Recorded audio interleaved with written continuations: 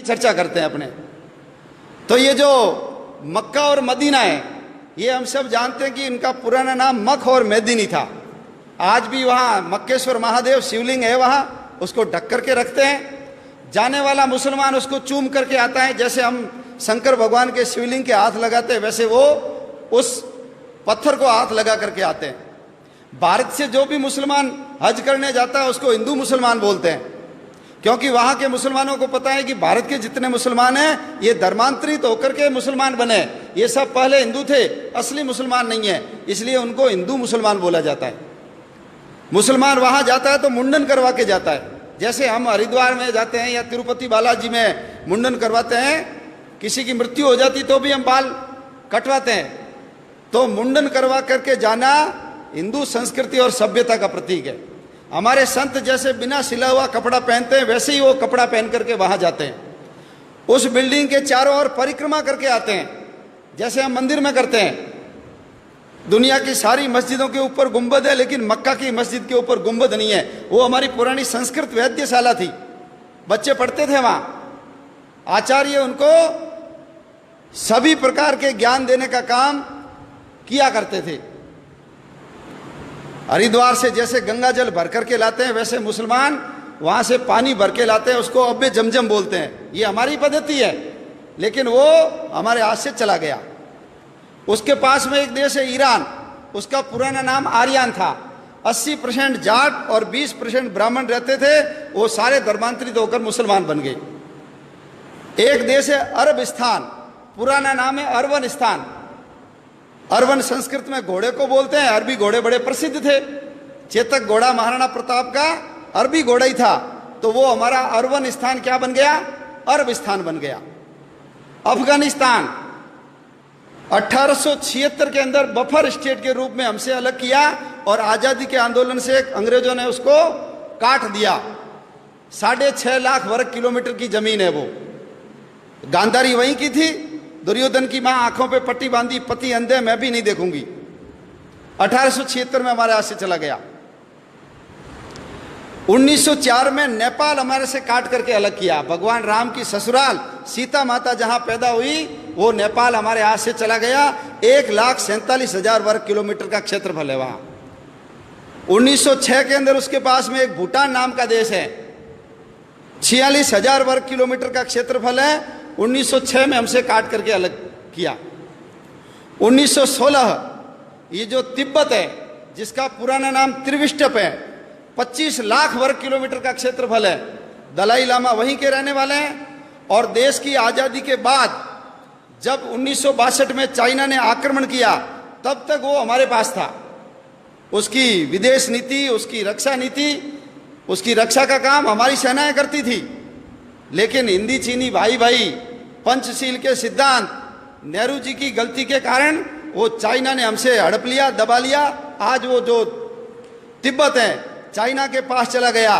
भारत और चीन के बीच में तिब्बत बहुत बड़ी भूमि थी, चाइना बॉर्डर से बहुत दूर था, लेकिन चाइना का बॉर्डर भारत के पास आकर के लग गया। 1935 भगवान राम ने जिस लंका को जीत करके सोने की लंका को ठोकर मार दी, और अपने भाई लक्ष्मण को कहा जननी और जन्मभूमि स्वर्ग से बढ़कर है, वो 1935 में हमसे काट करके अलग कर दी। क्षेत्रफल कितना है? 66,000 वर्ग किलोमीटर। 1937 जिसको आज हम म्यांमार बोलते हैं, पुराना नाम है बर्मा, रंगून। याद करो, काले पानी की सजा के लिए सबको पकड़ पकड़ करके वहां ले जाते थे, और सुभाष चंद्र बोस ने आजाद हिंद फौज बना करके जो हमला किया था, रंगून अपने कब्जे में कर लिया था। वो बर्मा हमारे से 1937 में अलग कर दिया गया। बर्मा का क्षेत्रफल भी 6,70,000 वर्ग किलोमीटर है। 1947 आ गया। 1947 में ये जो बांग्लादेश, उसमें उसका नाम पूर्वी पाकिस्तान था, 1.5 लाख वर्ग किलोमीटर। और ये जो पश्चिमी पाकिस्तान 8 लाख वर्ग किलोमीटर, 9.5 लाख वर्ग किलोमीटर की जमीन 1947 में हमसे काट करके अलग कर दी गई। बहुत पवित्र स्थान हमारे हाथ से चले गए। सरस्वती नदी गई, जिसके किनारे सारे शास्त्रों की रचना सारस्वत ब्राह्मणों ने की, वो हमारे यहां से चली गई। झेलम नदी चली गई, जिसके किनारे पर पौरस ने सिकंदर के दांत खट्टे किए थे, वो झेलम नदी गई। सिंधु नदी चली गई हमारी। हमारे 52 शक्तिपीठों में से एक शक्तिपीठ है हिंगलाज माता का मंदिर, वो हमारे हाथ से चला गया। शंकराचार्य ने जिन पीठों की स्थापना की थी, शारदा पीठ, वो हमारे हाथ से चली गई। जहां यक्ष और युधिष्ठिर के संवाद हुए थे, वो कटासराज, वो भी हमारे हाथ से चला गया। नानक देव जी जहां जन्मे, नानक देव जी जिसने बाबर को जाबर कहा और बाबर को बोला ये पाप की बारात है, इतने अत्याचार किए थे बाबर ने, मस्जिद को घुमा दिया, ऐसे नानक देव जी का ननकाना साहब हमारे हाथ से चला गया। पंजा साहब, जहां वली कंधारी ने उनके ऊपर बहुत बड़ी चट्टान लुढ़काई थी, हाथ लगा करके रोका, आज भी उसके ऊपर पंजे का निशान है, हमारे हाथ से चला गया।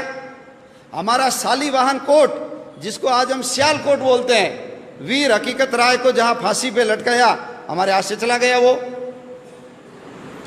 तक्षशिला का विश्वविद्यालय, चाणक्य जैसे शिक्षक और चंद्रगुप्त जैसे शिष्य जहां पढ़ते थे, वो हमारे हाथ से चला गया। हड़प्पा और मोहनजोदड़ो, सबसे पुरानी सभ्यता के अवशेष जहां पर है, वो हमारे हाथ से चला गया। हरि सिंह नलवा, बच्चे रोते थे तो मां कहती थी चुप हो जा नहीं तो हरिया आ जाएगा। हरि सिंह नलवा ने पठानों को पीट पीट करके ये सलवार पहना दी, मुसलमानों को महिलाओं की ड्रेस पहनने के लिए मजबूर कर दिया। ऐसे हरि सिंह नलवा का जन्म स्थान हमारे हाथ से चला गया। महाराजा रणजीत सिंह की समाधि लाहौर में, लाहौर वही लाहौर है जहां जिसको भगवान श्री राम के बेटे लव ने बसाया। पुराना नाम लवपुर था, अभी उसका नाम लाहौर हो गया। कुश ने जिस कुशपुर को बसाया था, उसका नाम वर्तमान में कुसूर है, वो भी हमारे हाथ से चला गया। कश्मीर हमारे हाथ से चला गया।